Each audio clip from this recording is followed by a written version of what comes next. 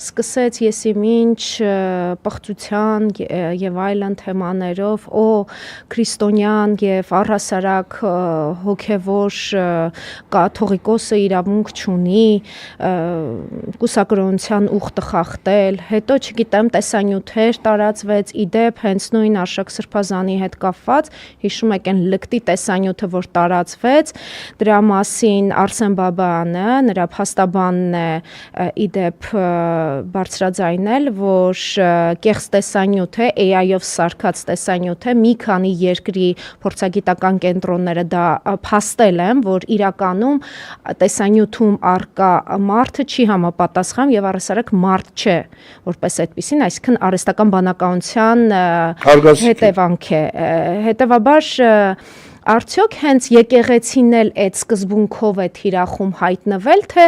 ինչպես դուք ձեր խոսքի սկզբնամասում ասացիք, որ ողջ աշխարհում է առհասարակ ինչ-որ հետապնդումների ենթարկվում հոգևոր առաջնորդությունը, հետևաբար նաև կրոնական ինչ-որ գաղափարները։ Տեսեք, հիմա տեսություններ կան, որ ես չեմ ուզում ուղղակի հիմա եթերով դրանք ասեմ, շատ բարդ է, մարդիկ պիտի ուսումնասիրեն այդ ամեն ինչը, ես ցավոք սրտի ես դեպքից հետո փորձում եմ հասկանալ, թե իրականում ինչն է։ Բայց էլի նույն հանձնարարությունն է, հասկանում եք։ Մենք հարցը դրված է հայկականության վերացման մասին։ Իսկ այսօրվա հայկականության պահպանողը հիմնական ուրեմն այն ինստիտուտը, այն բուրգը, որ պահում է, դա հայ առաքելական Սուրբ եկեղեցին է։ Հարց է դրված հայկականության վերացման, նշանակում է պետք է վերանա նաև հայ առաքելական Սուրբ եկեղեցին, որտեղ 1000 տարի պետականություն չունենալու պայմաններում հայ առաքելական Սուրբ եկեղեցին կարողացավ պահպանել հայկականությունը։ Ուրեմն դա էլ պիտի վերանա։ Դա էլ պիտի վերանա։ Օրինակ, ես ժամանակին առաջարկել էի, ցավոք սրտի ժամանակ, երբ որ առաջարկում էի այդպես բաներ,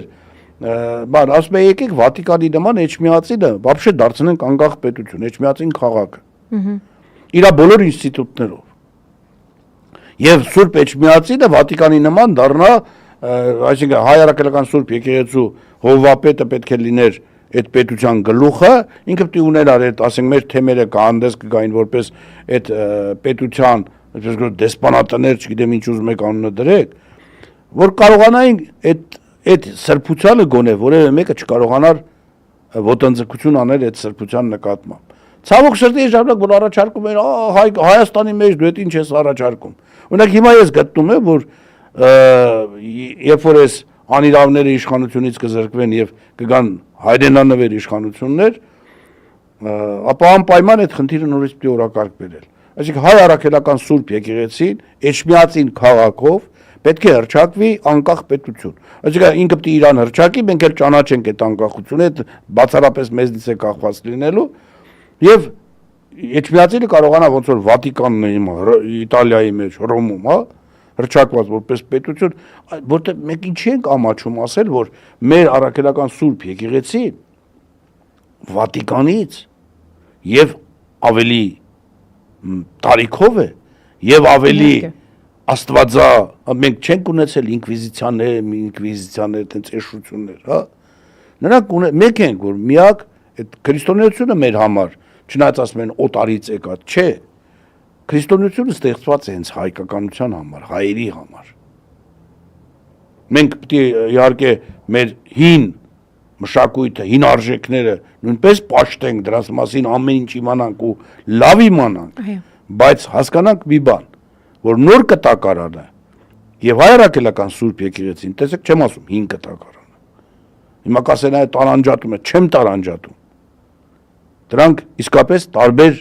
բաներ են։ Եվ իսկապես, դրանք հայկական են, հայկականության արմատ են, հիմք են։ Եվ որ մարդիկ սկսեն ուսումնասիրեն, կտեսնեն, որ մեր հին հավատներն էլ քրիստոնեությունից ոչինչով չեն տարբեր։